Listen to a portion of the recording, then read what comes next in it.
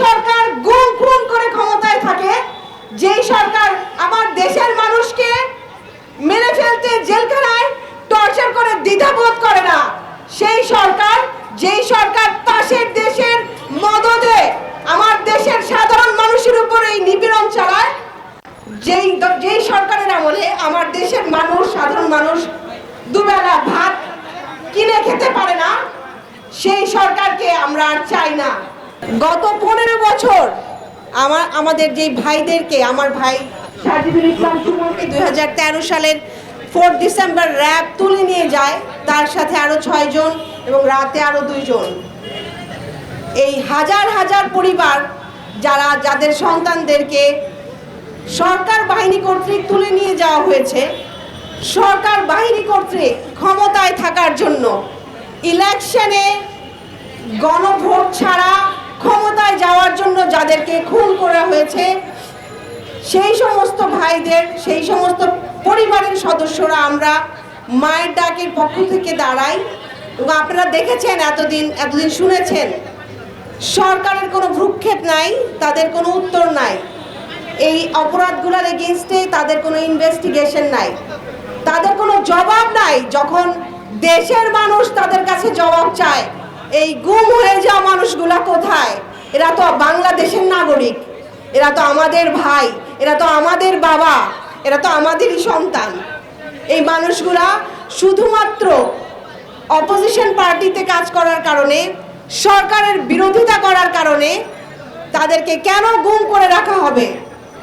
আপনারা জানেন, এই অবৈধ সরকার গত 3 সেশন যে ইলেকশন করেছে, সেখানে কোনো মানুষ, সাধারণ মানুষের ভোটাধিকার দেওয়া হয়নি। গত ভোটেও আমার দেশের মানুষ কেউ ভোট দিতে যায়নি। তারপরেও বলা হয়েছে এই সরকার বিজয়ী হয়েছে এবং তারা একটা ক্যাবিনেট গঠন করেছে, যেখানে আমার দেশের মানুষ তাদের সাথে নাই। আমি বলবো এটাই আমাদের জয়। আমরা এখন এই জায়গায় আসতে পেরেছি যেখানে আমার দেশের সাধারণ মানুষের মধ্যে এই সচেতনতা সৃষ্টি হয়েছে যে আমরা চাই প্রত্যেকটা মানবাধিকার বিরোধী যেই অপরাধ, প্রত্যেকটা অপরাধের বিরুদ্ধে, এই সরকারের বিরুদ্ধে যেই অ্যালিগেশন, প্রত্যেকটার বিচার হোক। আমরা যেই ভাইদেরকে হারিয়েছি, এখনো পর্যন্ত প্রতিটা ঈদ পার করছি, প্রতিটা বাচ্চা অপেক্ষা করে তার বাবার সাথে ঈদ করার জন্য। আমার মায়ের মতো যে মায়েরা অপেক্ষা করে প্রতিদিন রাতে দরজা খুলে দিবে, তার সন্তান আসবে।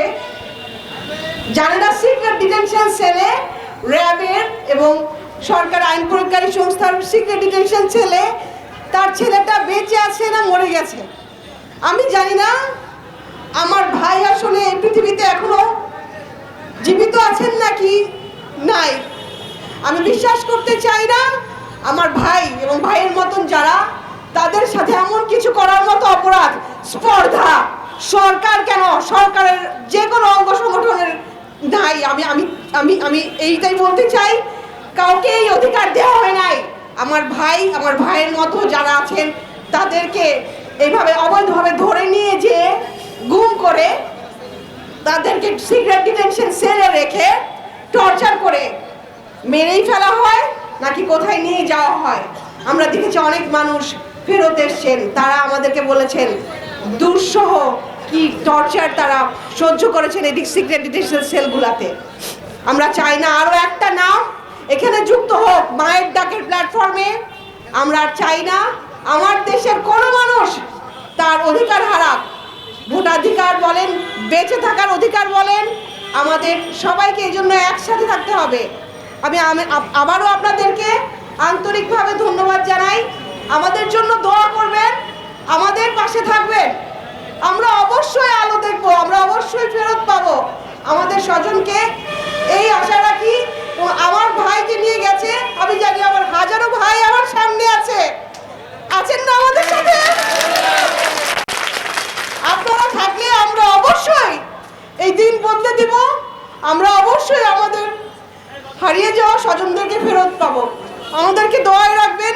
অনেক অনেক ধন্যবাদ রোজা রেখে কষ্ট করে আমাদের কথাগুলো শোনার জন্য, আমাদের সাথে সামিল হওয়ার জন্য। ধন্যবাদ।